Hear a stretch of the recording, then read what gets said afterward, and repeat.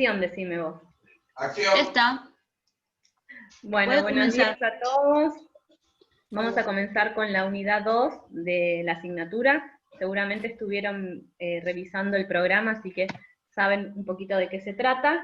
El eje central son las afecciones prevalentes de mamas y de órganos genitales de la mujer, y los vamos a categorizar en dos tipos: aquellas afecciones que son benignas en estos órganos, y aquellas que tienen la connotación de afecciones malignas.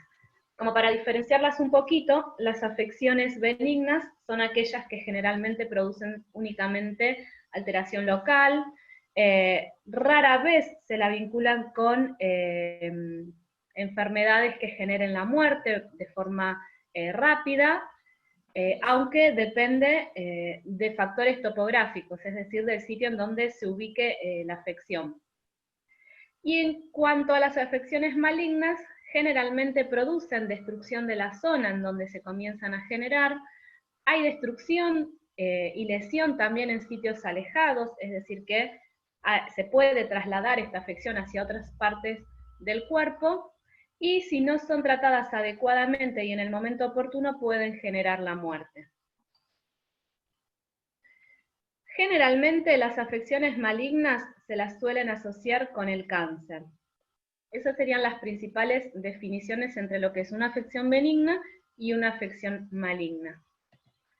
Vamos a repasar un poquito de la anatomofisiología, que seguramente esto ya lo han visto en Enfermería Materno 1, y saben que tenemos los denominados órganos genitales internos y los órganos genitales externos. Los internos, no sé si ustedes pueden ver bien la imagen, yo no la veo porque la tengo tapada con la imagen de todos ustedes. Los órganos internos que tenemos son la vagina, el útero, las trompas de falopio y los ovarios, y los externos son el monte de Venus, la vulva, los labios mayores y los labios menores. Las mamas también forman parte de los órganos reproductores femeninos. El problema que tienen las mujeres, que tenemos las mujeres, son que tanto la uretra como el meato urinario están muy cerca, lo que genera que alteraciones que se produzcan en una puedan afectar a otras, ¿sí?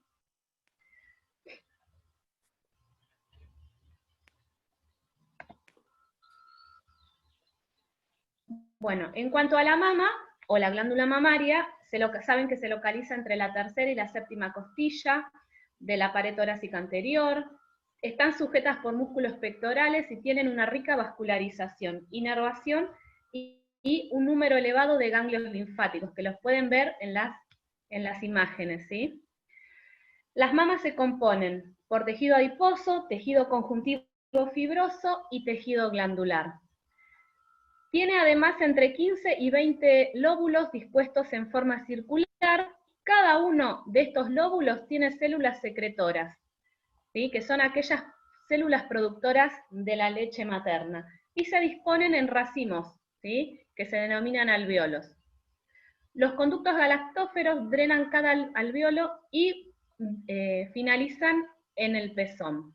Estos son los sitios en donde generalmente vamos a encontrar posibles alteraciones, tanto benignas como malignas, de la mama. La mama está sujeta además por los ligamentos de Cooper, que se extienden desde el tejido mamario exterior hasta el pezón, y es lo que le permite tener esta división de entre 15 a 20 lóbulos. ¿Sí? ¿Esto lo recuerdan?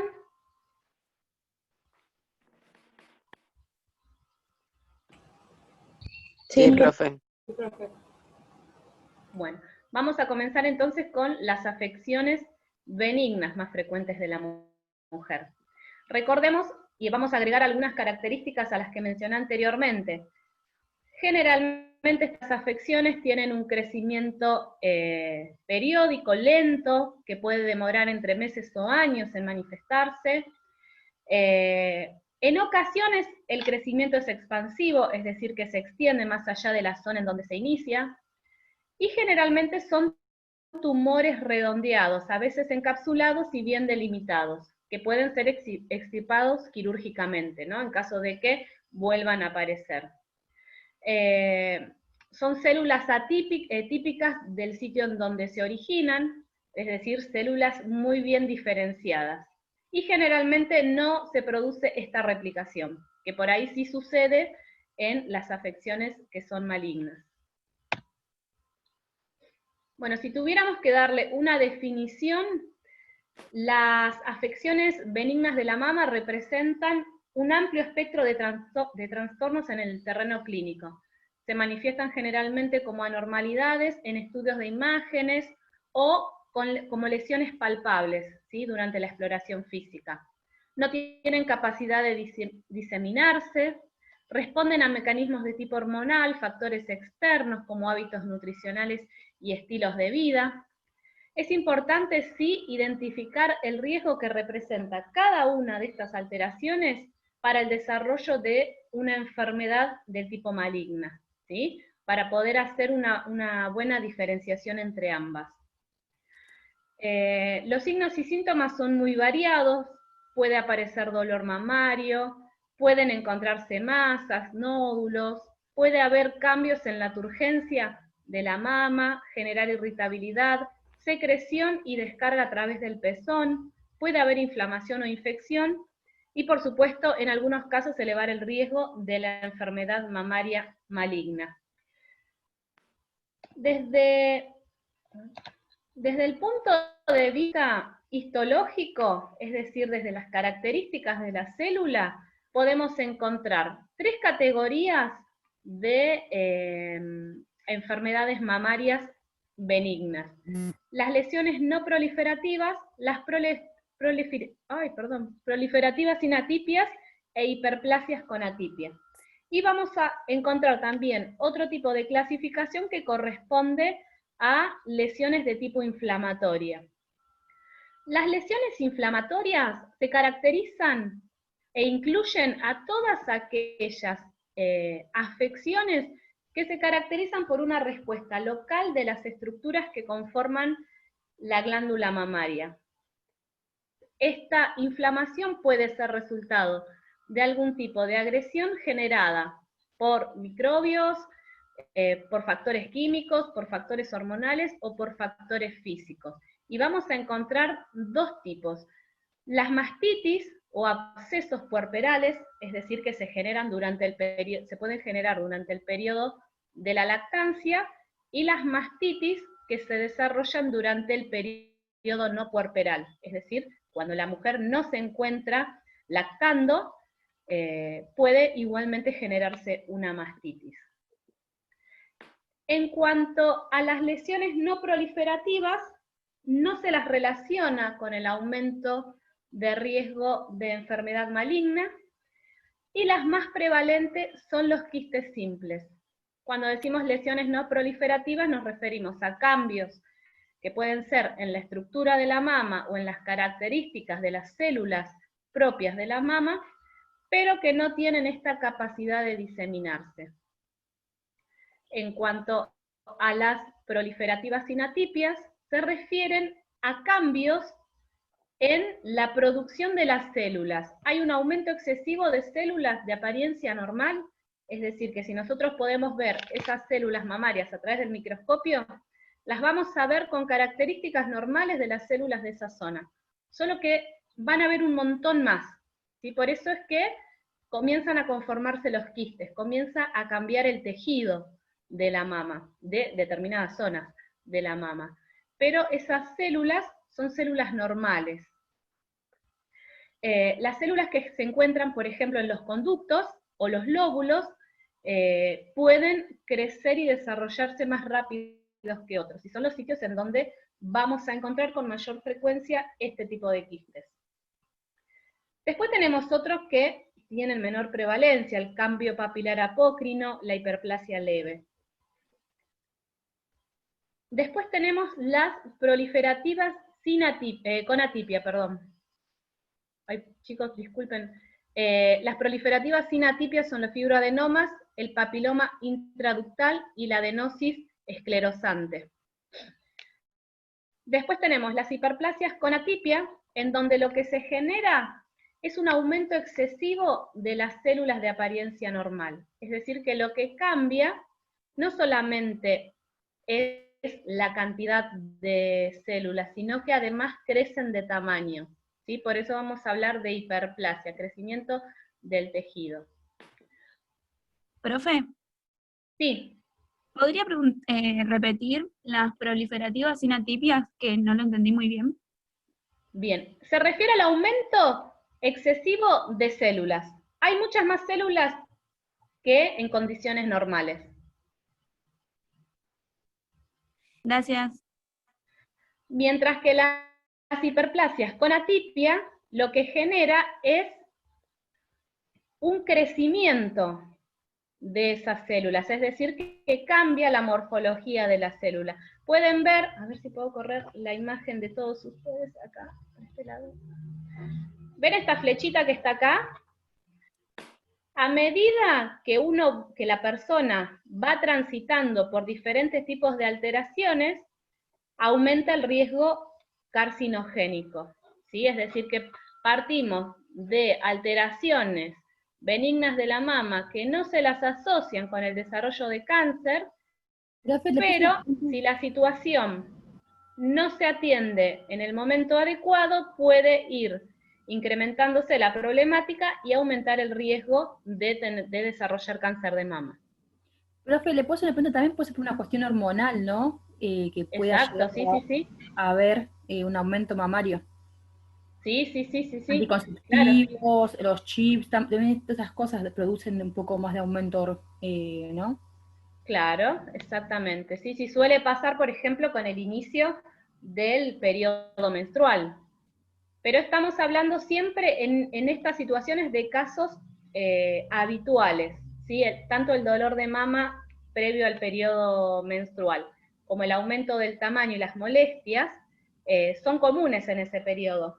Lo que nos acerca a afecciones, es decir, a algún tipo de patología asociada a la mama, tiene que ver con cambios en las células, ¿sí? Es decir, que ustedes saben, seguramente ya lo habrán visto, que la autoexploración mamaria tiene que ser una actividad de rutina en la mujer. Nosotros como profesionales de la salud tenemos que promover estos hábitos. Cuando la mujer se está bañando, por ejemplo, cuando está recostada sobre la cama, o cuando nosotros estamos haciendo una práctica en el hospital y estamos valorando a esta mujer, podemos hacer la exploración mamaria y lo que vamos a identificar son cambios en la estructura, ¿sí? Que pueden o no generar dolor, que pueden ser producto de alguna alteración hormonal o de alguna alteración física, un golpe, por ejemplo. Un golpe puede desarrollar un quiste mamario, y si ese quiste no es atendido en tiempo y forma, puede ir evolucionando y cambiar no solamente la histología de las células, sino también la morfología, y avanzar y aumentar el riesgo de desarrollar una enfermedad maligna.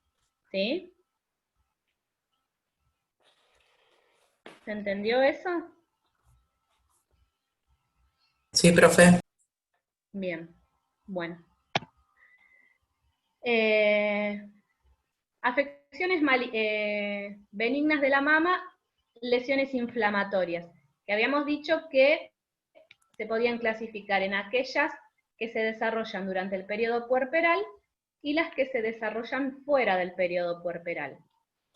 Si tenemos que definir a la mastitis, es una inflamación del pecho que suele acompañarse o no de infección. Habitualmente se la asocia con la lactación, por eso se la denomina mastitis de la lactación o mastitis puerperal. Es la mastitis más estudiada y más conocida de la mama, ¿sí? Generalmente ocurre durante los primeros meses de la lactancia. Seguramente quienes sean madres han transitado este tipo de afección, que es común durante el periodo de lactancia. No debería ser corriente, pero bueno, suele suceder de acuerdo a dos principales motivos. Por un lado, la éstasis de leche, es decir, el estancamiento de la leche, y la infección. Seguramente quienes sean madres y han pasado por periodos muy largos sin poder dar de lactar y sin poder hacerse la extracción manual, han comenzado a sentir cómo la leche materna comienza a estancarse y a generar dolor y molestia. Bueno, esas son las principales causas, que generalmente resuelven rápidamente con la lactación del niño, ¿no? Pero si esto no ocurre por un periodo prolongado, algún conducto puede obstruirse y ese conducto no va a drenar la leche. Lo que va a generar es la éstasis y el taponamiento de ese conducto, por lo que va a comenzar a producirse toda la respuesta inflamatoria. En caso de que se genere la infección, el principal responsable es el Staphylococcus aureus, ¿sí? Y el coagulasa positivo. Si pudiéramos hacer un cultivo de la zona, un cultivo de sangre, perdón, vamos a encontrar estos gérmenes. Los síntomas que vamos a encontrar son dolor, tumefacción, enrojecimiento cutáneo y ocasionalmente fiebre.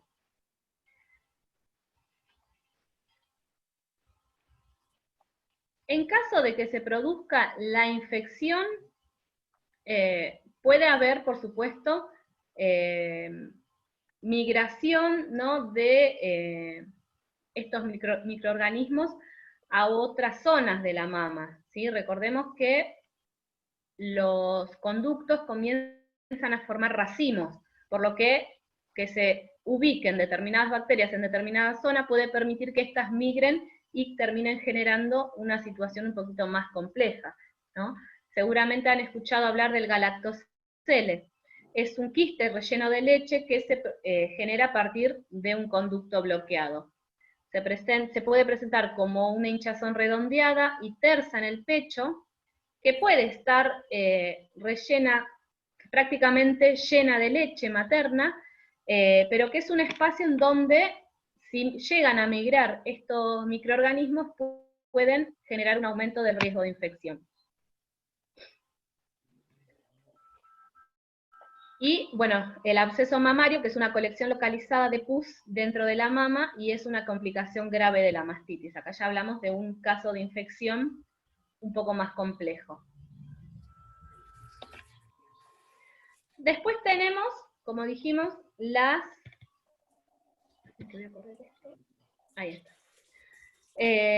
mastitis que ocurren fuera del periodo de lactancia, y generalmente se ocasionan por inflamación de la mama, ¿no?, que no se origina en el tejido parenquimatoso, sino que es producto de lesiones previas, como el caso de hematomas o traumatismos mamarios que pueden infectarse.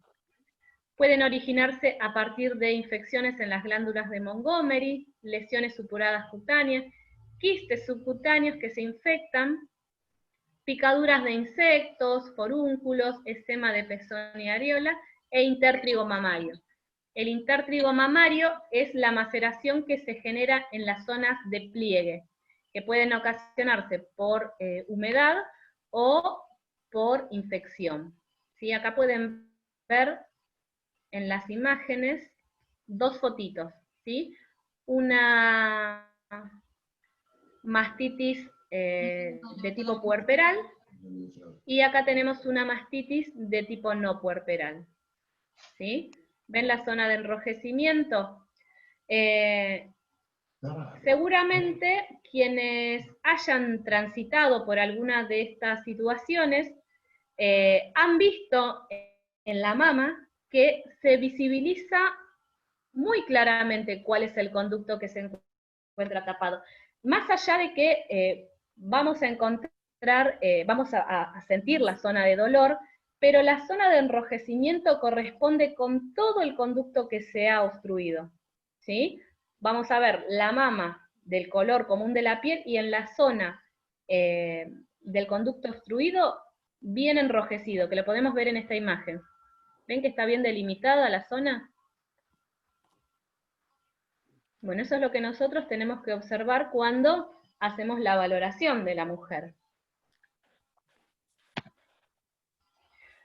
Bueno, en cuanto al tratamiento, vamos a incluir analgésicos y antiinflamatorios no esteroides, como paracetamol o ibuprofeno. Podemos también hacer uso de frío local, ¿sí? Siempre recordemos que cuando usamos el frío local es por un periodo máximo de 30 minutos, ¿sí? ¿Por qué creen que es esto? Porque Solamente puede 30 quemar, minutos se recomienda, y después... porque puede quemar la piel. Bien, puede generar una lesión externa de la piel, y además, si nosotros dejamos mucho, esto pasa tanto con el frío como con el calor. Si nosotros dejamos mucho tiempo una zona expuesta, tanto calor o a frío como mecanismo, en este caso para disminuir la inflamación, ¿sí? Si lo extendemos más de ese periodo, el cuerpo lo va a tomar, por ejemplo, que en esta zona hay hipotermia, ¿no?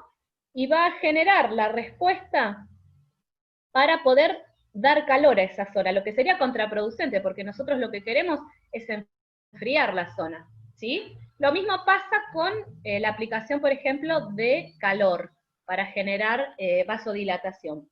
Si nosotros extendemos el tiempo de exposición a este calor, el cuerpo, el organismo lo va a tomar como que en esa zona hay fiebre, por lo tanto tenemos que desarrollar todos los mecanismos para combatir ese estado de fiebre en esa zona, ¿sí? Y lo que nos va a dar es la respuesta contraria a la que esperamos. Entonces siempre es importante alternar tanto calor como frío por periodos de 30 minutos. Profe, Sí. Una pregunta, ¿esa leche es apta para que el bebé la tome? Lo que se recomienda, primero, es la extracción de los primeros centímetros, los primeros mililitros de leche, ¿sí? Lo que hay que hacer es sacar esa leche a través de, bueno, ustedes no me ven, pero yo estoy haciendo todos los movimientos, a través del masaje, ¿sí? Siempre desde arriba hacia el centro y tratando de rodear siempre toda la mama y poder eliminar esa leche. Y luego, una vez, lo digo por experiencia, una vez que te das cuenta que comenzó a desobstruirse ese conducto, ya se lo puede poner a lactar al bebé, que es por, no sé, el mejor tratamiento, ¿sí? Poner a lactar al bebé es la única manera que vamos a poder terminar de desobstruir el conducto, ¿sí? Pero sí es Karina, recomendable. ¿me Sí. escuchás? Sí. Se llama desobstrucción por succión, y el mejor Sí. que es para sacar todo, de evacuar esa Completo. mama, es el bebé. Completo. Podemos estar 3 horas tratando El de bebé. manualmente desobstruirlo, y no va a ser efectivo como poner al chico a lactar en 10 minutos. No sé si han tenido la experiencia quienes han sido madres, pero sí, es lo más efectivo. Profe, yo hace 33 años con mi hijo mayor tuve mi primera mastitis, que nunca supe cómo era el nombre, ¿no? Ahora estoy aprendiendo un montón de ustedes, y fue horroroso. ¿Y yo qué Es muy hacía? doloroso. Es espantoso, mucha fiebre, mucho dolor, y lo que hacía abajo de la ducha, me había recomendado, era 70 y pico de años, un médico, sacarme la leche, un poquito de leche, y después yo lo ponía a mamar a mi hijo, y él me aliviaba, no sabe cómo me aliviaba. Pero Sí. es horrible, esa infección es espantosa, no se la Es muy deseo a doloroso. nadie. Muy Bueno, doloroso, seguramente muy doloroso. cuando les ha pasado que por periodos muy prolongados, sin dar de lactar, las madres que trabajamos, a veces pasamos muchas horas sin poder dar de lactar, y la vuelta a casa suele ser muy dolorosa. Ay, sí. ¿Sí? Bueno, En el caso de las mamás que por desgracia perdieron su bebé, perdieron su bebé, y bueno, la subida de leche viene igual. Sí. ¿Te da algún tratamiento farmacológico o...? Analgésico, y lo que se recomienda es muy similar a cuando una persona decide dejar de lactar, ¿sí? Si no hay succión, no hay producción. Es decir, que a medida que nosotras disminuimos también el periodo en el que estamos tratando de sacar esa leche, de extraer esa leche de forma manual, la producción va a ir disminuyendo, ¿sí? Sí se recomienda hacer la extracción manual para que esa leche no quede estancada, ¿sí? Pero ir haciendo esas extracciones por periodos cada vez más separados, ¿sí? Si yo necesitaba entre 6 y 8 horas hacerme una extracción, bueno, hago este procedimiento 2 o 3 días y ya después trato de hacerlo un poquito más extenso. Hacerme una extracción cada 12 horas. Después hacerme una extracción una vez por día. Después hacerme una extracción cada 5 días. ¿Sí? Cuanto menos estímulo haya, la producción va a ir disminuyendo, hasta que se anule. ¿Sí? Que es por ahí lo que hace la mujer cuando decide también dejar de dar de lactar. ¿Se entendió? Profe, igualmente, si, por ejemplo, el bebé no agarra la teta, no siempre se infecta, ¿no? No siempre. No. Son situaciones, son afecciones que se consideran propias de este periodo, pero no significa que vayan a ocurrir. Yo, por ejemplo, les puedo dar en mi experiencia como madre, yo le di de lactar a mi nene hasta los 2 años y medio, y solamente tuve una única vez que tuve una situación de mastitis, que no llegó a ser propiamente una mastitis, sino que lo pude resolver en cuestión de horas, pero nunca más me pasó. Y por ahí nos encontramos con madres que les puede suceder con una frecuencia mayor. Claro, porque pasó que el año pasado mi mamá tuvo a mi hermano y mi hermano no le agarraba la teta, no la agarraba, pero no le pasó nada al pecho. Sí, obviamente se extraía porque estaba congestionado, pero no se lo infectó. Claro, sí. No, se infecta únicamente cuando ingresa un germen, ¿sí? Eso, si no, es solamente inflamación, ¿sí? Va a haber infección cuando haya colonización de algún tipo de germen. Bueno, seguimos. En cuanto al abordaje quirúrgico, se va a corresponder con el galactocele, ¿sí? Recuerden que el galactocele era un quiste que se formaba con acumulación de leche, ¿sí? Eso se resuelve quirúrgicamente. Y en caso de que haya una infección, el tratamiento siempre son las cefalosporinas de primera generación, ¿sí? Es decir, la cefalexina. Siempre que los síntomas se continúen por un periodo de más de 24 o 48 horas, ¿sí? Y no resuelvan con los analgésicos, con el frío local, con la extracción manual, ¿sí? Son escasos los casos, pero puede ocurrir. Bueno, en cuanto a las lesiones no proliferativas, como les dije antes, los quistes mamarios son los de mayor frecuencia, ¿sí? Y son sacos que se llenan de líquido dentro de la mama, ¿sí? Nosotros tenemos acá las glándulas, ¿sí? Cuando alguno de estos conductos se obstruye, comienzan a generarse, comienza a generar una acumulación de líquido, ¿sí? Puede suceder que una mujer tenga uno o varios quistes, ¿sí? Y nosotros vamos a poder ubicarlas con la técnica de palpación. Vamos a palpar la mama y vamos a encontrar pequeños bultos redondeados u ovalados con bordes distintivos, es decir, que no necesariamente son circulares, pueden tener diferentes formas, de acuerdo a la cantidad de líquido que se haya acumulado. Pero se sienten firmes, ¿sí? Es decir, tienen cierto grado de dureza.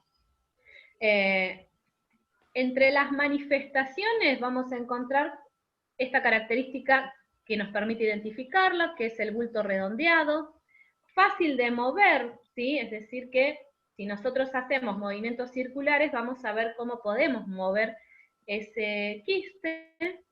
puede aparecer secreción transparente, amarilla o marrón oscuro a través del pezón. Bueno, el dolor es una de las manifestaciones que van a aparecer en cualquier tipo de alteración de la mama. Y va a haber un aumento también del nódulo mamario. Y hay acá, esto chicos, ignórenlo, el último, ¿sí? Hay aumento del tamaño, ¿sí? Porque cambia la estructura de la mama. Fíjense que acá tenemos una imagen. ¿Sí? Tenemos los conductos y acá tenemos un quiste justo cuando, al final de este ramillete... ¿Terminaste el café? ¿No había?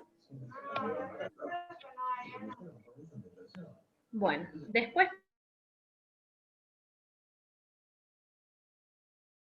Profe, se silenció usted. Ahí está. Bueno, después tenemos las lesiones proliferativas sin atipia, ¿sí? Es decir, sin cambios en las características de la célula, y vamos a tener 3 categorías.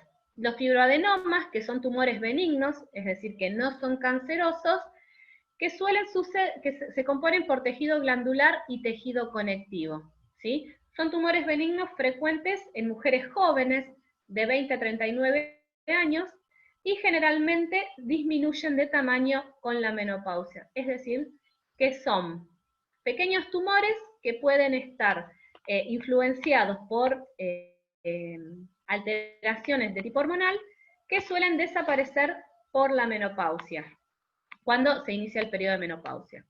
Después tenemos el papiloma intraductal, que también es un crecimiento benigno, que se corresponde con un conducto lácteo, ¿sí?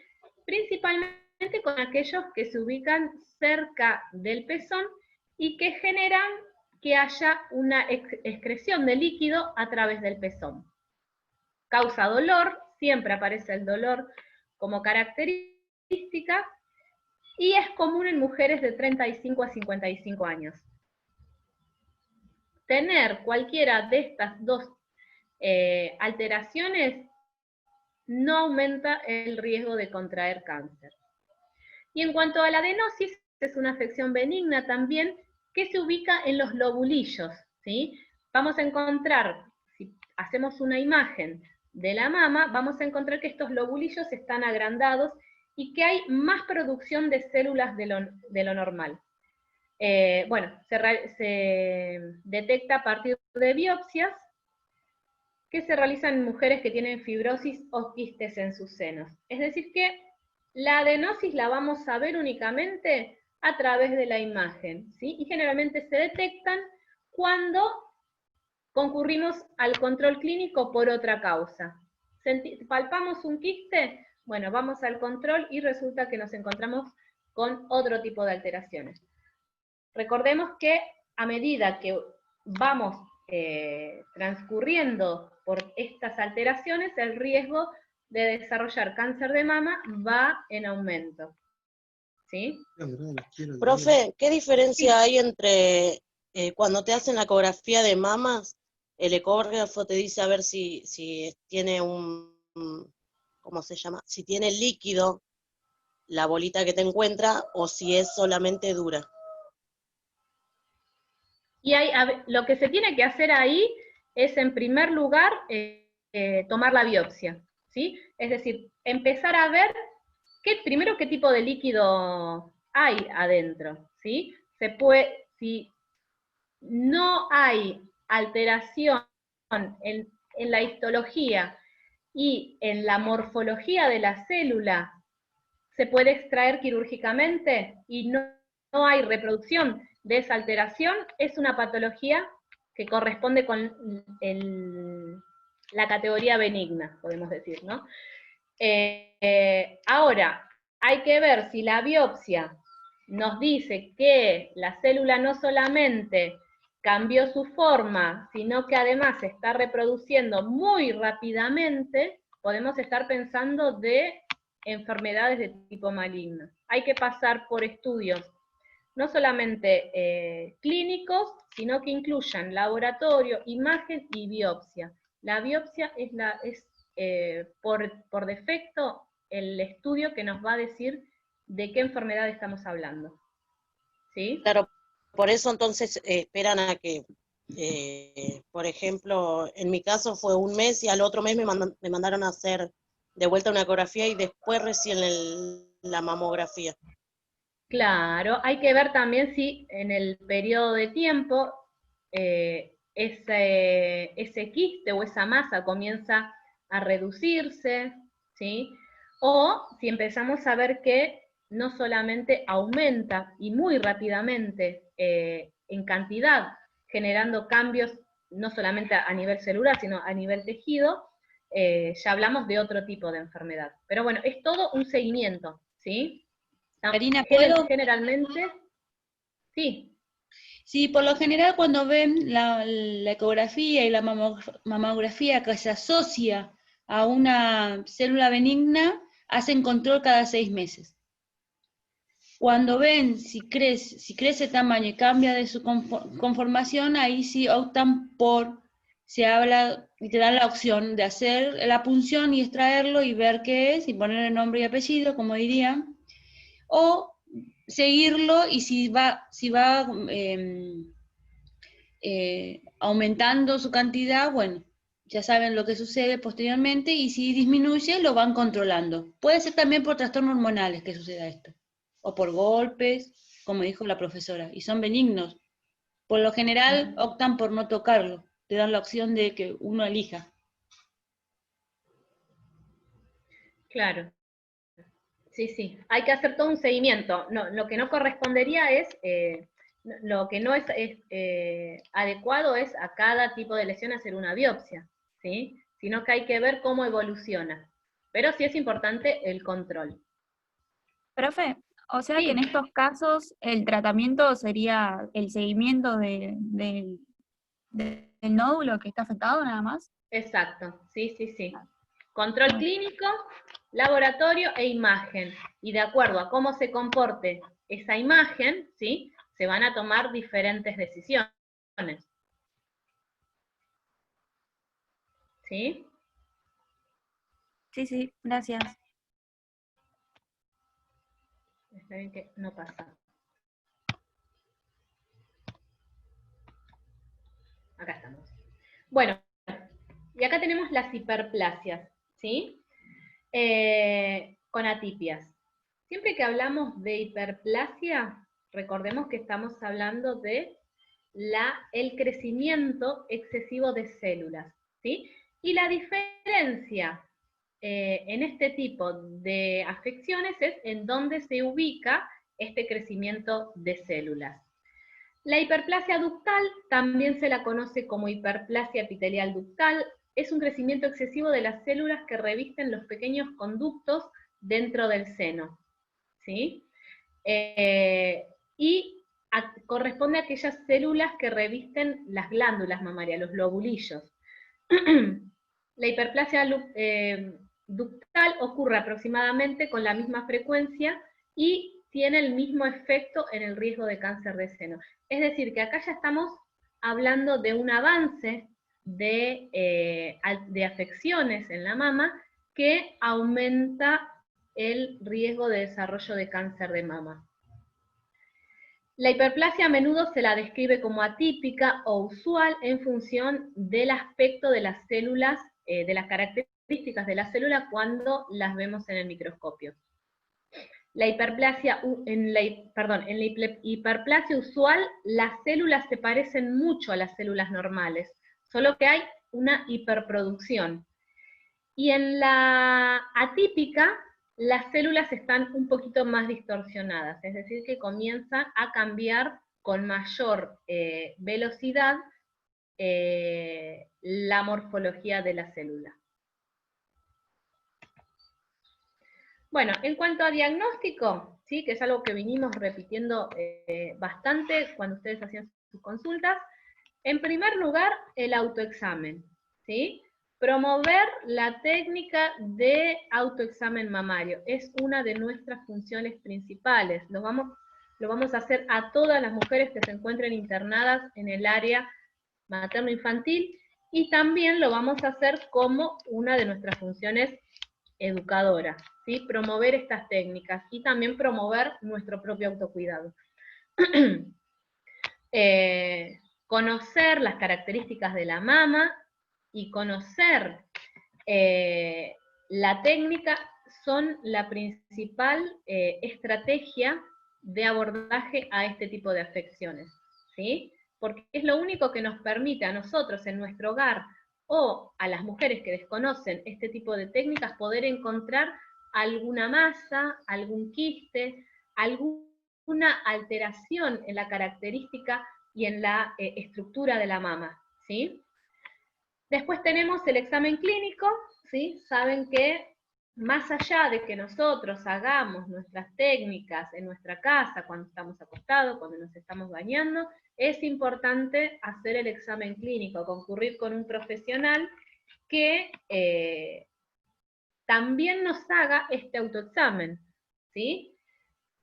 Es muy sencillo poder identificar, ¿sí? Pero también es algo que se aprende. Ustedes seguramente cuando entraron a la carrera y quisieron tomar la tensión arterial por primera vez, no lo pudieron hacer, o no escuchaban la diástole, no escuchaban la sístole, ¿no? Bueno, lo mismo pasa con la palpación. A medida que nosotros vamos tomando destrezas en el movimiento de los dedos y en poder identificar cambios, vamos a poder encontrar hasta quistes muy pequeñitos, ¿sí? Entonces, promovemos el autoexamen y en otras personas y en nosotros mismos. Y también promovemos esta consulta con un especialista. Después tenemos la mamografía, que es una radiografía de las glándulas mamarias, que toma diferentes proyecciones, ¿sí? Y después tenemos la ecografía, ¿sí? Que nos permite identificar lesiones, principalmente entre aquellas que sean sólidas y quísticas, y las que son palpables y no palpables, ¿sí? O sea, nos va a dar una primera impresión también de qué tipo de alteración se está generando. Bueno, acciones de enfermería las dijimos un montón de veces. Promoción de hábitos y de conductas saludables, ¿sí? Recordemos que las alteraciones de mama pueden estar influenciadas por factores hormonales, por factores de alimentación. Los estilos de vida son un elemento fundamental también, ¿sí? Por lo tanto, la promoción de hábitos y conductas saludables que incluyen alimentación, descanso y sueño, ejercicio, ¿sí? La autoexploración mamaria, que la dijimos un montón de veces, y la valoración de la mama, ¿sí? El mismo ejercicio que hacemos nosotros en la ducha o en la cama, lo podemos hacer con la paciente que está internada en el hospital, ¿sí? Que levante los brazos lado a lado, brazos sobre la cabeza, manos sobre la cadera, ¿sí? Inspeccionamos tamaño, simetría, eso es importante también. Observar las dos mamas que tengan las mismas características, ¿sí? El color de la piel, la textura, los patrones vasculares y si existen lesiones de mama, además de todo el anamnesis que le hacemos previamente, ¿no? Después tenemos también que valorar la axila, ¿sí? Recordemos que las glándulas mamarias están, toda la glándula mamaria está muy cerquita de los ganglios linfáticos que se dirigen hacia la axila. Por lo tanto, la exploración no solamente se tiene que dar en torno a la mama, sino también dirigiéndonos hacia la axila. Y por supuesto valorar el dolor, ¿sí? Recordemos que el dolor va a estar presente siempre en todo tipo de afección de la mama y que también responde a factores comunes, como el dolor previo a el periodo menstrual. Bueno, acá tenemos una fotito, ¿sí? Lo que tenemos que hacer es el movimiento, ¿sí? Desde la zona exterior hacia el centro, hacia el pezón, rodeando siempre toda la mama. Después vamos a hacer movimientos verticales y luego movimientos circulares, ¿sí? ¿Las mujeres que están acá lo hacen con frecuencia?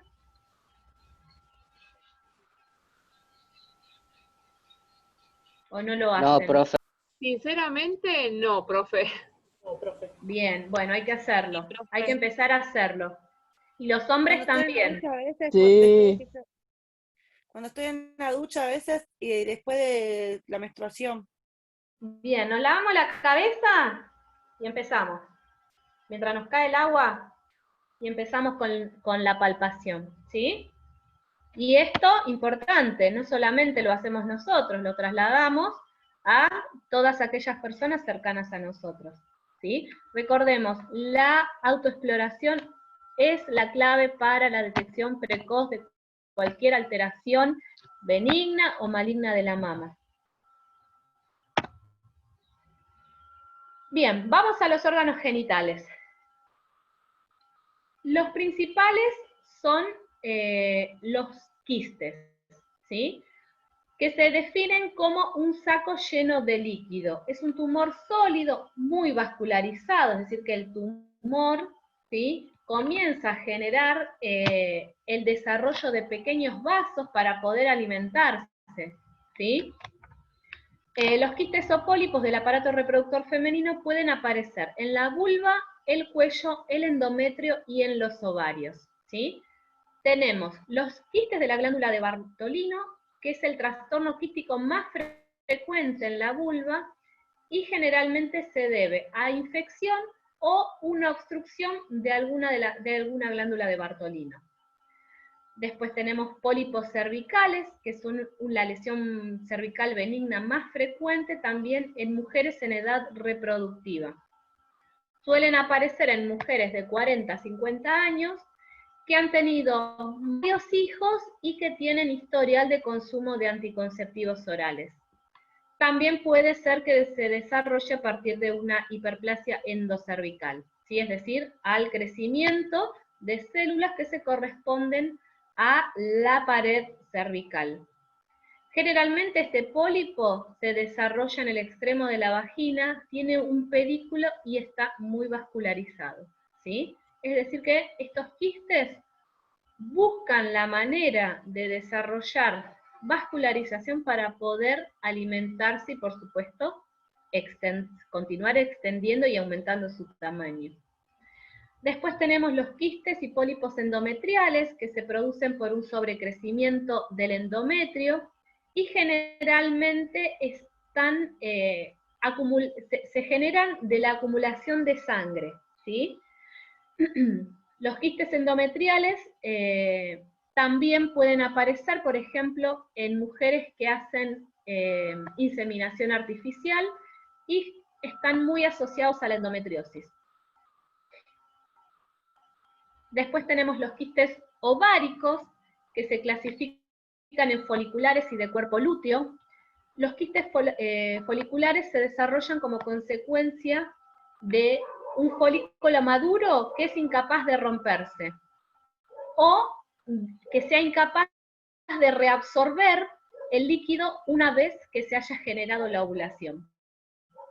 En cambio, los quistes de cuerpo lúteo se desarrollan como consecuencia del aumento de la secreción hormonal por parte del cuerpo lúteo tras la ovulación.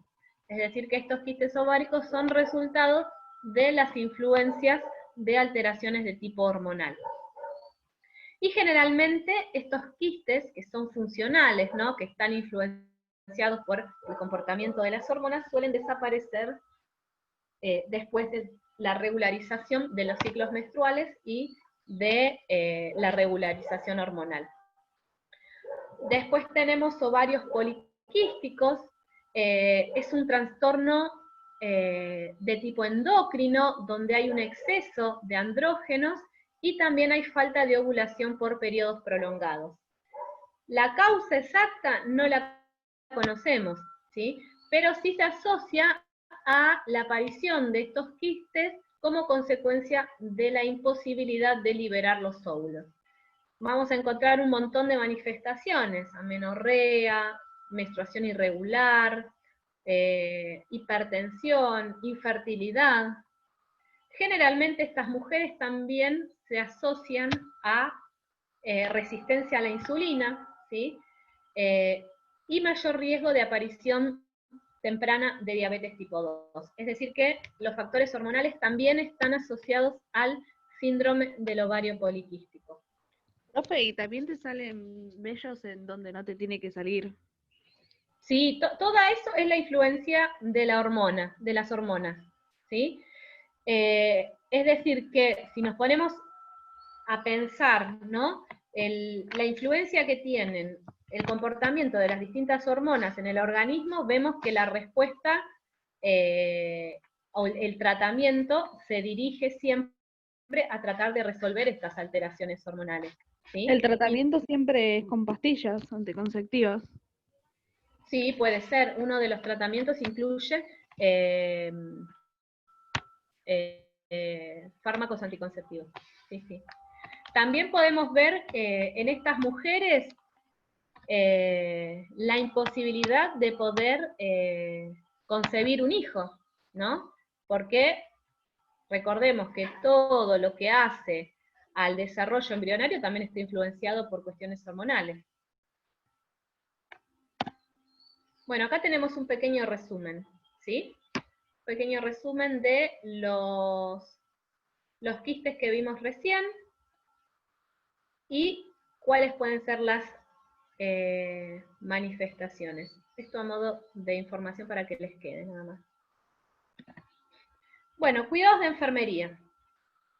La asistencia de enfermería... Una consulta. ¿Se puede tener quiste y al mismo tiempo haber quedado embarazada? Porque dijo recién que era sí, imposible. Sí. ¿Y qué pasa con el quiste? ¿Se agranda, se agrava? Depende de la ubicación y depende del tamaño, se puede decidir la extirpación quirúrgica. Sí. Yo no lo he visto en asistencia, pero sí he tenido un caso cercano de una prima que estaba embarazada de poquitos meses y le habían detectado un quiste. Pero como era muy pequeño, se trató, no recuerdo honestamente en este momento con qué fármaco, y el quiste desapareció. Pero no he tenido la posibilidad de verlo en un caso. No sé si alguno de ustedes... Sí, profe. ¿Qué tal? Buenos días. ¿Puedo hacer una consulta? Sí. Yo, cuando era más chica, tuve un quiste ovárico, digamos, creo que normal se le dice, porque era de agua y no sé qué, lo que me había explicado la doctora.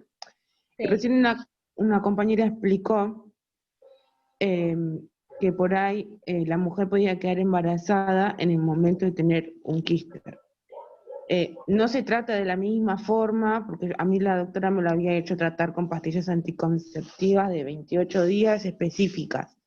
En ese momento me acuerdo que me había dado las divinas porque eran de 28 y no tenían tantas hormonas, no sé qué. Ahora mi pregunta es, si la mujer está embarazada, como usted había dicho, ¿puede ser que se trate con anticonceptivos o el anticonceptivo interfiere en el crecimiento o en el desarrollo del bebé?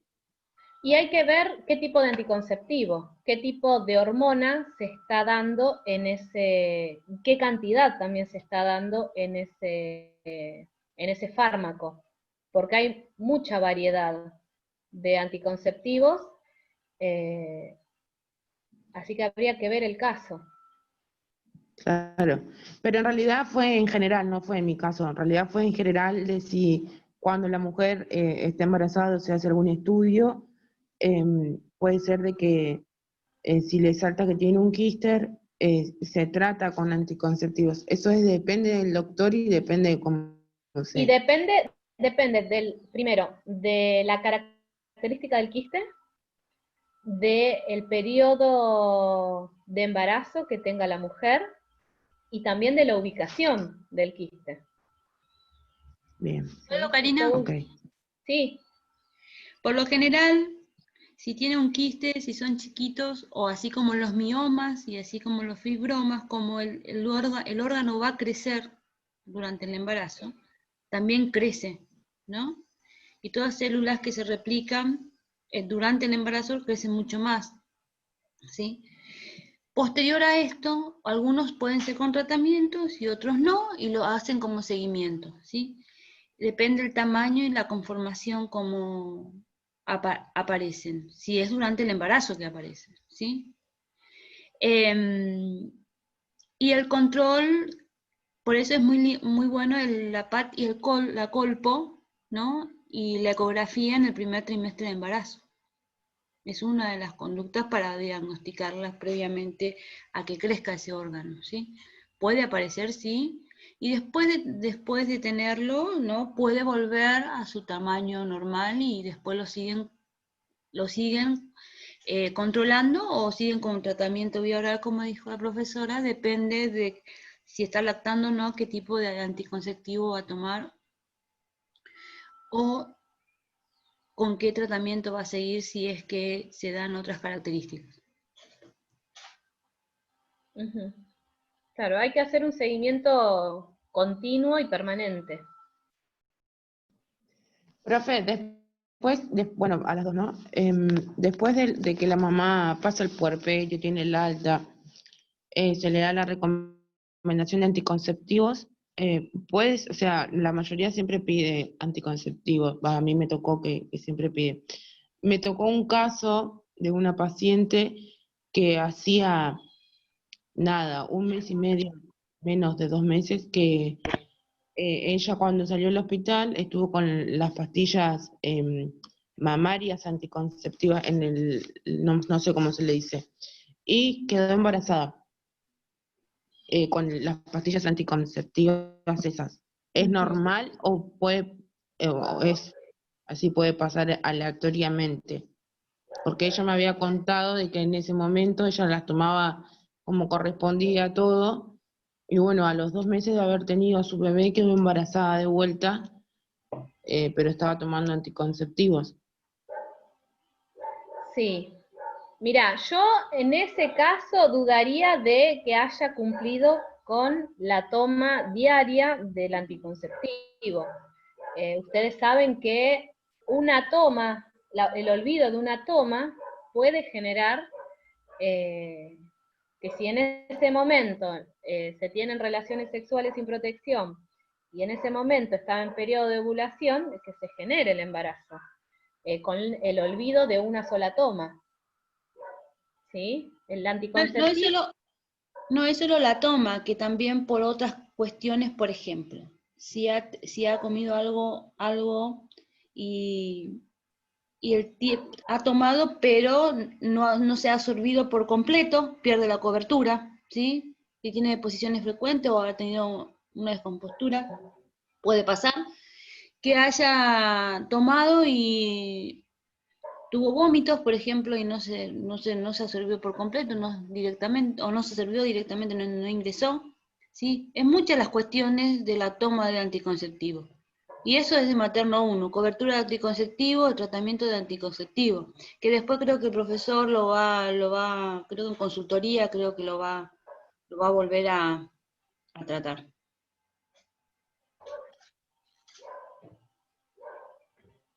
Seguí, Cari. Bien, bueno, seguimos.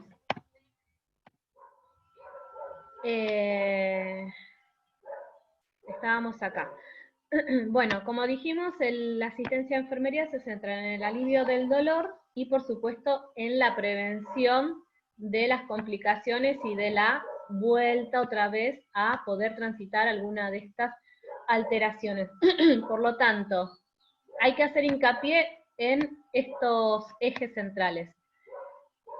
La enfermedad, es decir, las múltiples formas en las que se puede expresar una afección en la mama o en los órganos genitales, y siempre las medidas destinadas al alivio del dolor, ¿sí? Y por supuesto la importancia de los controles de salud. Nosotros como profesionales vamos a tener nuestro campo de acción desde la prevención, ¿sí? Como principal bandera, pero vamos a tener mujeres que se encuentran transitando algunas de estas enfermedades dentro del hospital, y el eje central está en el alivio del dolor, ¿sí? Porque recordemos que los tratamientos incluían cirugías, es decir, que los cuidados van a estar dirigidos a un paciente que acaba de salir de un procedimiento quirúrgico, o tratamientos farmacológicos que se pueden hacer a través del seguimiento de salud dentro de los centros de atención de APS, ¿sí? No es más que eso el rol que nosotros podemos llegar a tener con este tipo de enfermedades benignas, ¿sí? Recordemos, la prevención como bandera es fundamental. Bueno, después vamos a tener otro tipo de afecciones benignas que podemos, dentro de las más frecuentes, vamos a encontrar los fibromas, que son tumores no cancerosos del útero que suelen aparecer durante los años fértiles, ¿sí? Se los llama también leimiomas o miomas, y no están asociados al desarrollo de cáncer uterino y generalmente no migran en el desarrollo de cáncer.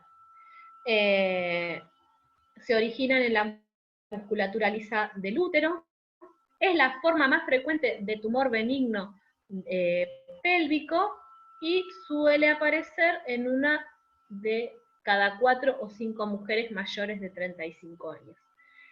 Los fibromas varían de tamaño, pueden ser plántulas indetectables para el ojo humano, y también pueden llegar a tener la capacidad de incrementar el tamaño del útero.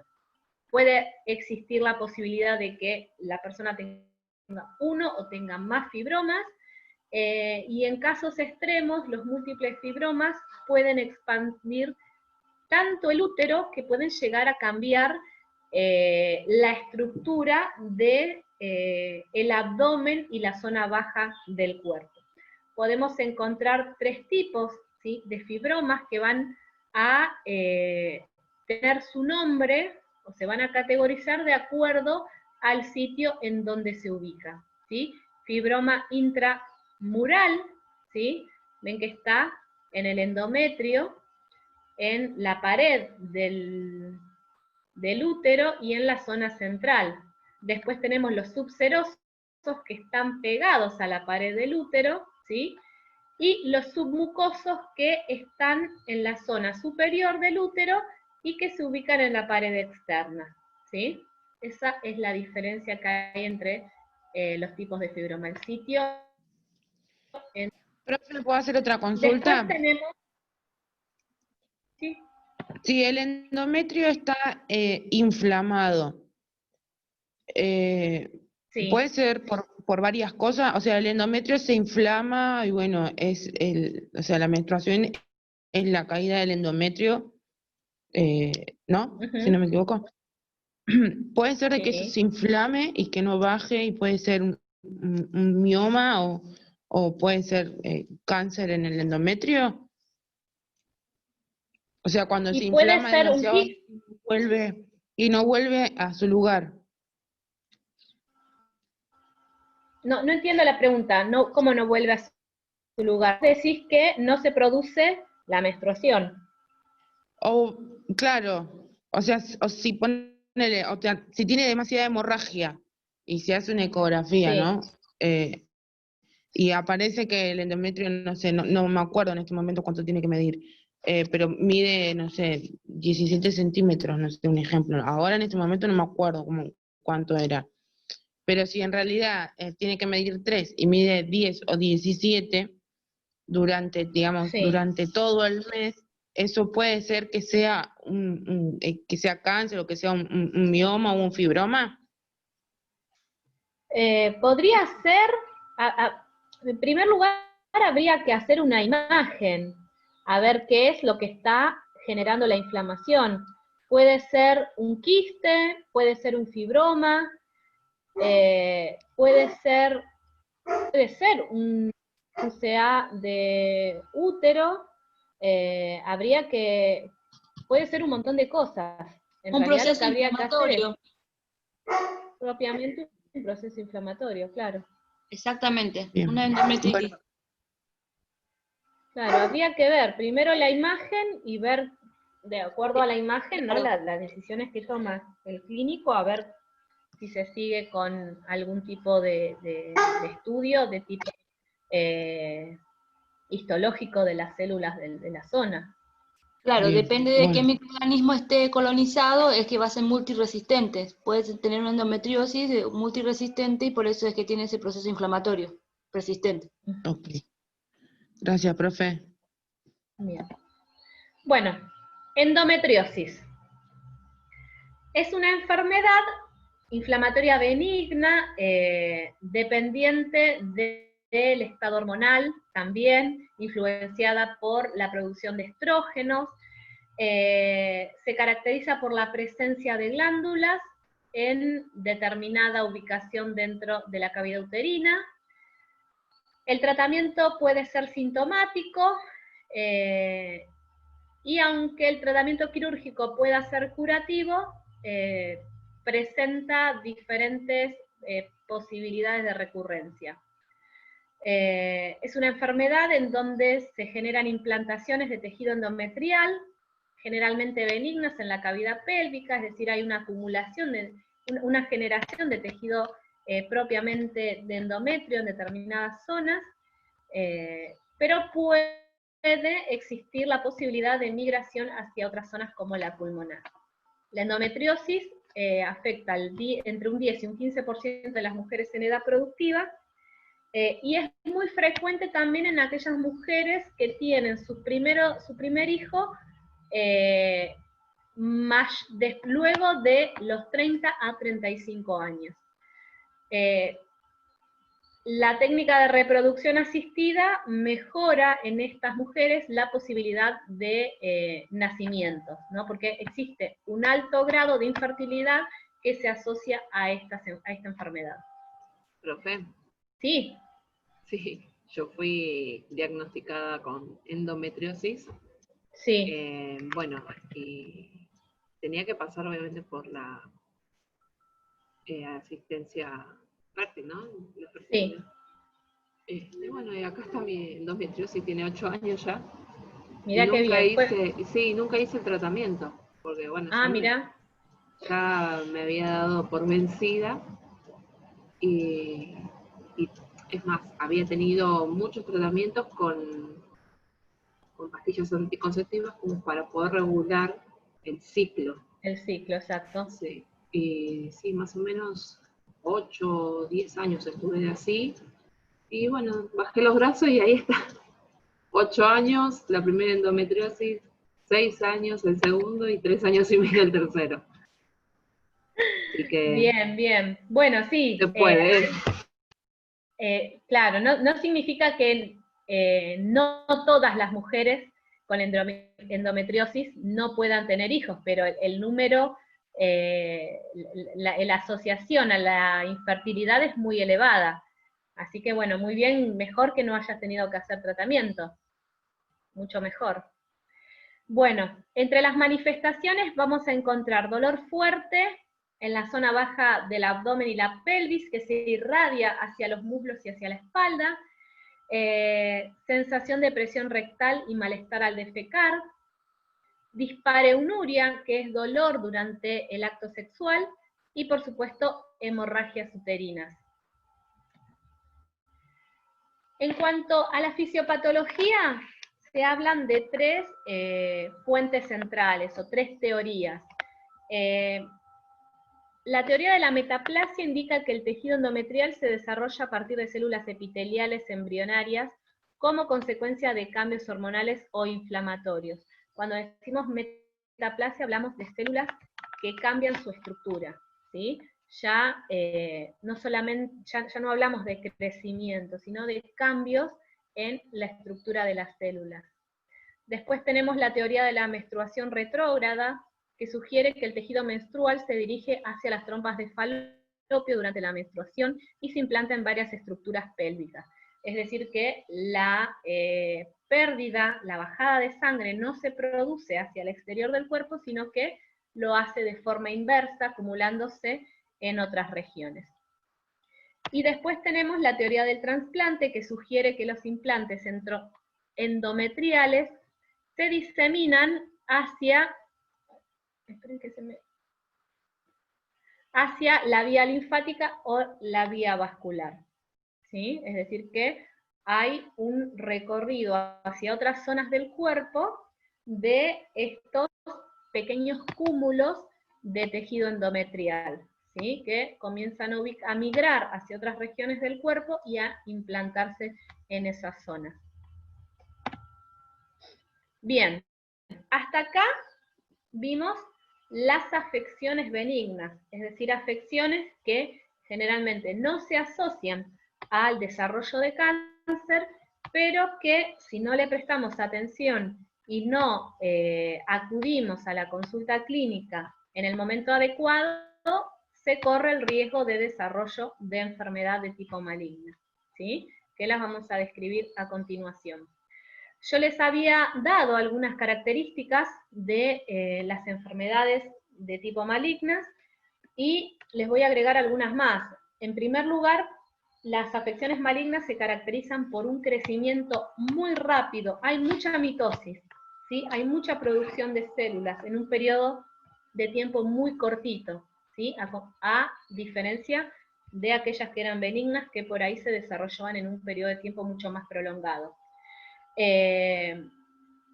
Después, hay crecimiento infiltrativo e invasor, es decir, que no solamente la lesión se produce en el sitio en donde da inicio, sino que migra y se traslada y lesiona otras zonas. Estos tejidos están mal delimitados, son irregulares, pueden aparecer, pueden migrar hacia paredes arteriales, hacia el hueso, hacia el cartílago, ¿sí? Y por supuesto, la enfermedad de mama con mayor prevalencia en las mujeres es el CA de mama, ¿sí? El cáncer de mama tiene un origen multicausal, esto quiere decir que todavía las causas exactas no están bien aclaradas, pero sí se identifican una serie de factores de riesgo, ¿sí? En nuestro país tenemos una tasa de 71 casos por cada 100.000 mujeres. Es seguido por el cáncer de próstata, en 44,1 casos por cada 100.000 hombres, y el cáncer de pulmón en 32,5 casos cada 100.000 hombres. ¿Sí? Es decir que la bandera de la enfermedad maligna más frecuente de la mama se lo lleva el cáncer. Algunos datos que son de estudios realizados acá en Argentina, dice que el cáncer de mama es la primera causa de muertes por tumor en mujeres. Provoca 5.400 muertes por año. Hay gran diferencia en la tasa de mortalidad entre las diferentes provincias. Jujuy y Santiago del Estero tienen el índice más bajo, mientras que Tierra del Fuego y La Cava son los lugares donde hay mayor mortalidad. La tasa de mortalidad de cáncer de mama más elevada se da entre los 50 y los 80 años o más, y más del 75% de las mujeres con cáncer no tiene antecedente familiar con dicha enfermedad, ¿sí? Bueno, para la detección es fundamental, la detección temprana del cáncer es fundamental, ya que los tumores de menos de 1 centímetro tienen hasta un 90% de posibilidades de curación, ¿sí? Estos son datos que nos ofrecen los estudios realizados en nuestro país.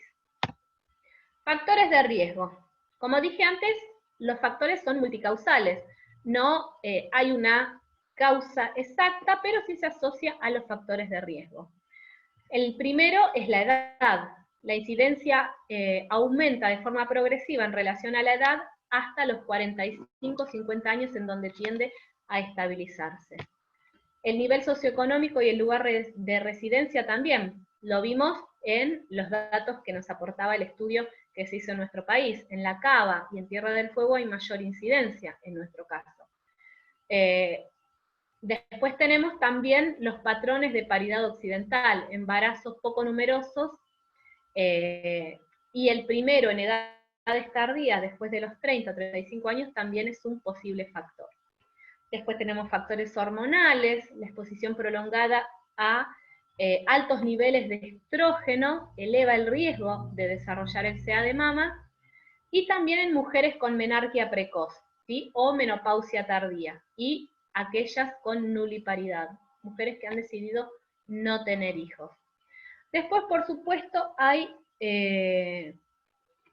influencia en cuanto a fármacos que contienen hormonas como estrógenos y progesterona, que también aumentan el riesgo, las lesiones mamarias, factores hereditarios, que si bien es uno de los factores que se está dejando un poquito de lado, sigue estando presente, los estilos de vida, por supuesto, alimentación, descanso, sueño, la exposición a radiaciones, ¿sí? Van a seguir siendo factores que pueden aumentar el riesgo del desarrollo de CA de mama. Los signos y síntomas van a ser similares a algunas de las alteraciones que vimos antes, la presencia de un nódulo o un bulto, ¿sí? Cambios en la característica de la mama, que esto lo vimos antes, ¿no? El dolor de la mama. Por eso es tan importante el control clínico, ¿sí? Podemos estar hablando de un quiste de grasa en la mama, o podemos estar hablando ya del desarrollo de un tumor canceroso, ¿sí? Métodos diagnósticos los dijimos, el autocontrol y la autoexploración mamaria, el control clínico que nos permite acceder a estudios diagnósticos como la mamografía, y como dije antes, la biopsia es la que nos va a dar, como dijo Norma, el nombre y el apellido y el DNI y todo lo que hace al tipo de alteración que se está generando en la mama, ¿sí?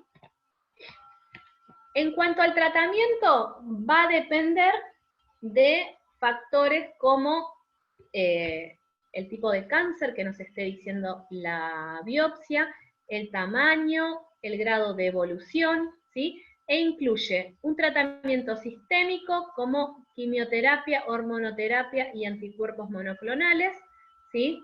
Ustedes habrán escuchado que la quimioterapia es por defecto el tratamiento general que se le da a los cánceres, ¿sí? Es un tratamiento farmacológico que se administra vía intravenosa, que lo que busca es la destrucción de estas células anormales que se han desarrollado y que se han diseminado por diferentes partes del cuerpo. La contraindicación que tiene la quimioterapia es que no es específica, por lo tanto, no solamente se dirige a la célula alterada, sino que también destruye las células sanas del cuerpo. Después tenemos los anticuerpos monoclonales, que son agentes biológicos, son versiones artificiales de anticuerpos y proteínas del cuerpo humano, ¿sí? Que generalmente se crean a partir de la vinculación con células tumorales de animales, ¿sí? Por eso decimos que son agentes biológicos.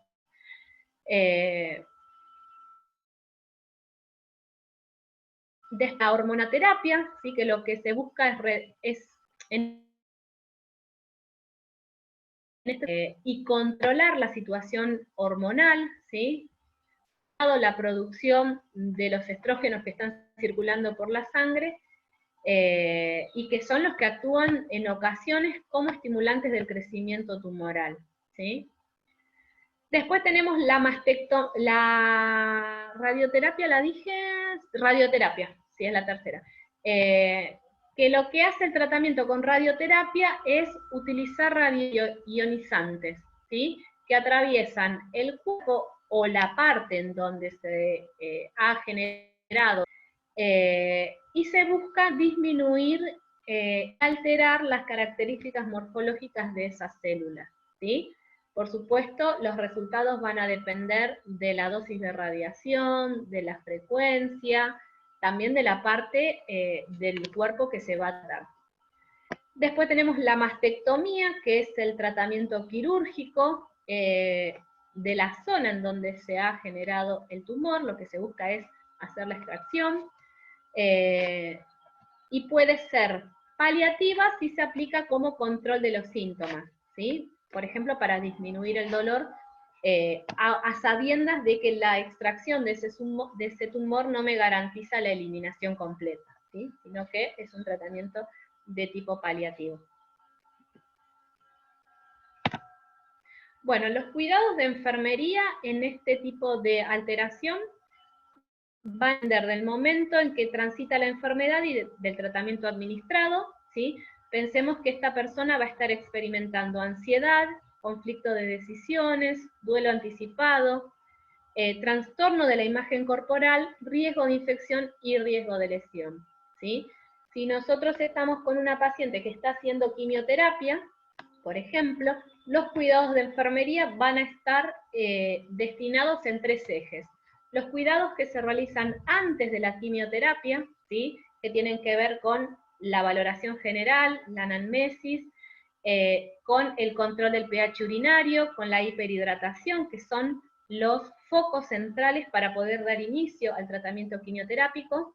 Después, el otro eje, cuidados que se realizan durante la administración de la droga, ¿sí? Que se van a centrar exclusivamente en el control del dolor, en el control de las náuseas, en el control de la administración del fármaco y de las vías de administración, ¿sí? Si son pacientes que están haciendo quimioterapia por un periodo prolongado, seguramente ese fármaco no se administra vía intravenosa, sino que se administra a través de un acceso venoso que se llama Portacat, que es un acceso venoso, perdón, no es un acceso venoso en realidad, es un acceso de tipo central, ¿sí? No sé si alguno lo ha visto alguna vez, un Portacat, o cómo se coloca. Está debajo del tejido celular subcutáneo, y la punta de ese catéter llega hasta la vena cava superior, ¿sí? Es un tipo de acceso central, por eso no es periférico, es central, ¿sí? Y tiene una serie... ¿Cómo? Vascular venoso central. Ahí está, vascular venoso central, gracias. Es un dispositivo que se encuentra debajo de la piel, en el tejido celular subcutáneo, y lo que nosotros vamos a hacer es habilitar ese acceso venoso, ¿sí? Y se utiliza una aguja particular, bueno, son cuidados que hacen a ese momento. Y por supuesto hay fármacos quimioterápicos que necesitan determinados cuidados. Por ejemplo, algunos que se tengan que administrar en un periodo inicial de 30 minutos, ¿sí? Lento, para poder ver los efectos que genera en el paciente, y la dosis restante en un periodo de, para que cumpla las 24 horas, ¿sí? Y hay... Profe, una pregunta. Sí, espérame que termino esto. Existen fármacos, por ejemplo, que la infusión inicia a las 8 de la mañana y tiene que durar 24 horas, después de esas 24 horas ya ese fármaco es tóxico. Por lo tanto, yo me tengo que asegurar que ese fármaco pase en el tiempo adecuado, ¿sí? Si tengo que pasar 100 mililitros en 30 minutos, voy a necesitar una bomba de infusión continua, porque es la única manera de garantizar de que el volumen que yo quiero administrar en 30 minutos se administre en ese tiempo. Y las 23 horas y media restantes, ¿sí? Cumplan para poder administrar la totalidad, ¿sí? Ahora sí, decime. No, mi pregunta era si sí o sí los fármacos que son oncológicos se administran por vía central, o existe posibilidad que sea por... Sí, se administran por vía intravenosa también. Por eso les decía que en aquellos pacientes que hacen tratamientos prolongados, ¿sí? Lo que tienen los fármacos quimioterápicos es que son muy lesivos, generan muchas lesiones en los vasos, ¿sí? Y si yo tengo un paciente que está haciendo quimioterapia una vez por mes durante 4 o 5 días, es muy probable que al tercer mes no tenga acceso venoso para poder administrarle la droga, ¿sí? Entonces, lo que se hace es se habilita este dispositivo que se coloca en quirófano, si lo hace el cirujano, y nosotros lo que hacemos es simplemente palpar esa zona y punzar y poder administrar por ese dispositivo que me garantiza, entre comillas digo me garantiza, y ahora les digo por qué, que no se generen lesiones, ¿sí? ¿Qué es lo que sucede? Que yo puedo habilitar mal ese acceso venoso, y yo digo, bueno, está bien colocado, está perfundiendo el suero, pero de golpe se me empieza a edematizar toda la zona, ¿sí? Entonces no estaba bien colocado. El mismo riesgo que tengo al colocar un acceso venoso de generar una flebitis lo puedo hacer también con cuando yo voy a habilitar un portacar, ¿sí? La diferencia está, y espero que en algún momento lo puedan hacer y lo puedan ver porque es una experiencia muy linda, poder, cuando yo habilito un portacar, como el dispositivo en la pared posterior es de metal, yo puedo sentir al habilitar si toqué fondo o no lo hice, ¿sí? Es decir, yo cuando coloco un acceso venoso periférico, me tengo la fe, ¿no? Y el hecho de ver que no se esté generando flebitis, que no haya hinchazón, que el suero esté goteando, pero el portacat me da eso. Cuando yo siento el tic, que toqué el metal que está en el fondo, es porque lo hice bien, ¿sí? A diferencia de otro tipo de dispositivos para administrar fármacos, este dispositivo tiene una serie de cuidados, ¿sí? Que incluyen la heparinización de la zona, porque por esa región está permanentemente circulando sangre, entonces se puede obstruir. Pero bueno, espero que en algún momento estemos en el hospital y tengamos la posibilidad. Karina. ¿Norma? Sí. Tema del próximo cuatrimestre. Ah, bien, perfecto. Ya saben, chicos, perfecto. Primero vía periférica, yo no lo quise incluir, vamos a central. Es muy lindo. Yo no lo quise incluir acá porque hablar de los cuidados durante la administración de fármacos quimioterápicos, generalmente lo dejamos para la práctica y es muy amplio. Podemos estar, no sé, con 100 diapositivas si lo tenemos que hacer en el marco de claro, exactamente. Perdón, Bueno, cuando estuve en neonatología, lo vi a la cirujana haciéndolo en un recién nacido y me impactó mucho. Igual ayudé en el procedimiento. Claro, no. Por eso, son cuestiones que lo vamos a ver en el próximo cuatrimestre. Ah, ok. Es otro bueno, tipo. Seguimos.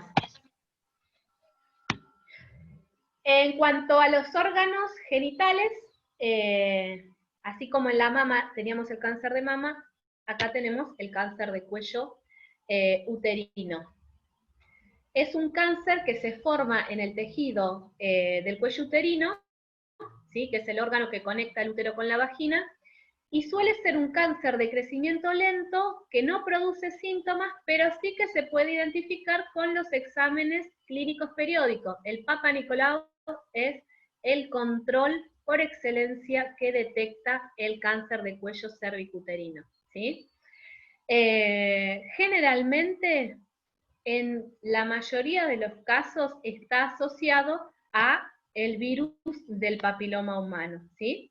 El HPV, un virus que afecta tanto a hombres como a mujeres y que se transmite a través del contacto sexual, ¿sí? Los datos dicen que 8 de cada 10 personas lo van a tener en algún momento de sus vidas, ¿sí?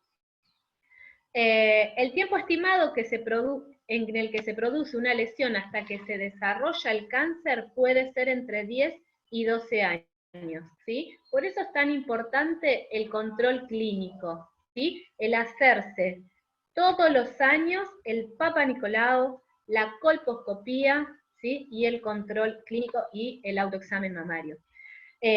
Por eso se dice también que el cáncer de cuello de útero es una enfermedad altamente prevenible, ¿sí? Porque tiene un periodo de desarrollo muy largo.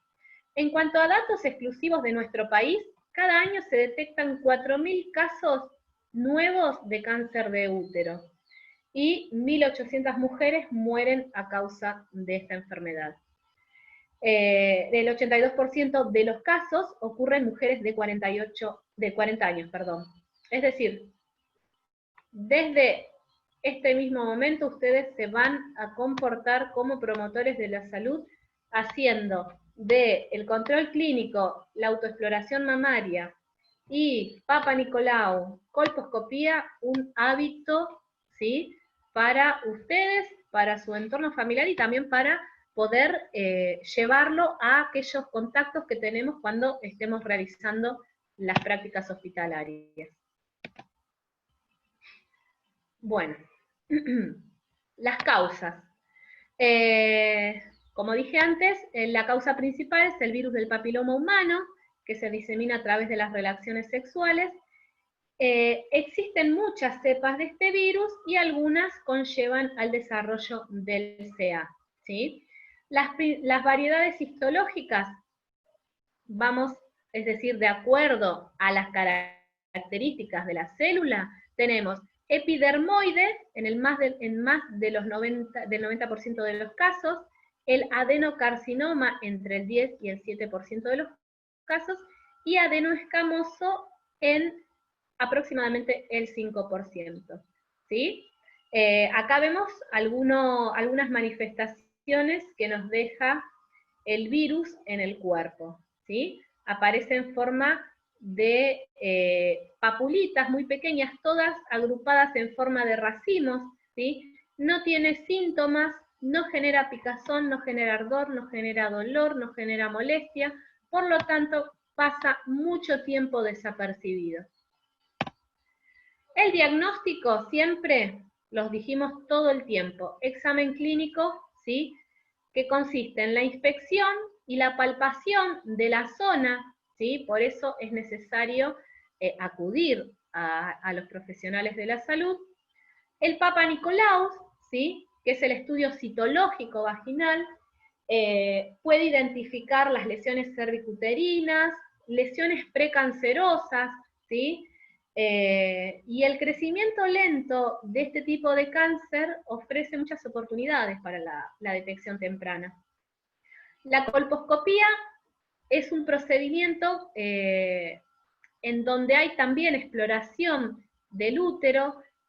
Lo que se hace, seguramente ustedes lo han experimentado, las mujeres, se aplica un líquido, es un ácido acético que se disemina hacia el cuello uterino para poder ver de forma más clara todas las características del tejido, ¿sí? Si el médico que está haciendo el procedimiento encuentra alguna zona anormal o alguna lesión o producción celular que sea normal en esta zona, lo que va a hacer es tomar una biopsia, ¿sí? Y entre los síntomas que podemos encontrar tenemos la inapetencia, pérdida de peso, fatiga, dolor pélvico, dolor de espalda, ¿sí?, dolor de piernas. El dolor como base atraviesa todo tipo de alteración, ¿sí? Puede generarse inflamación pélvica en alguno de los miembros inferiores, sangrado vaginal, fuga o filtración de orina o heces por la vagina, es decir, que se produce una lesión en las paredes, lo que genera este aumento de compartir, ¿no?, espacios. No me sale en este momento la palabra. ¿Cómo? Te fistulizan. Una fístula, exacto, exactamente, fístula, no me acordaba la palabra. Bueno, y entre los síntomas ya un poquito más avanzados aparecen las fracturas y síntomas urinarios o rectales, hematuria, sangrado rectal, ¿sí?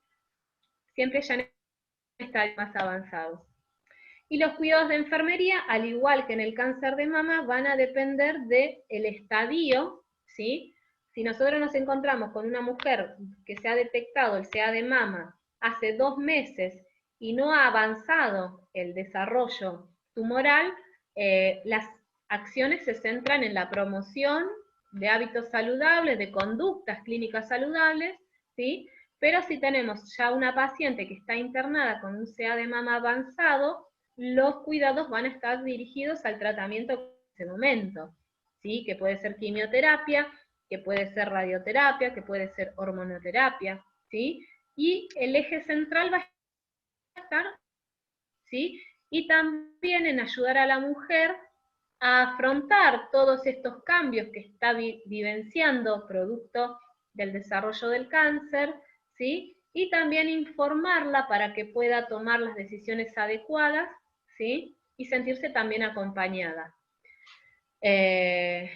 Bueno, se debe animar a la mujer a realizar cuidados personales y reanudar a las actividades de la vida normal, ¿sí? Como fundamental, porque además de acompañar el cuidado de la salud en relación a la enfermedad, la salud mental en estas etapas es fundamental, ¿sí? El control y el cuidado de la salud psicofísica en su conjunto es fundamental.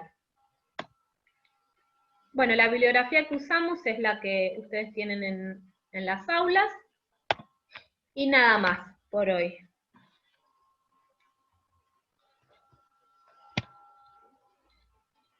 Ahí está, ahí corté la pantalla.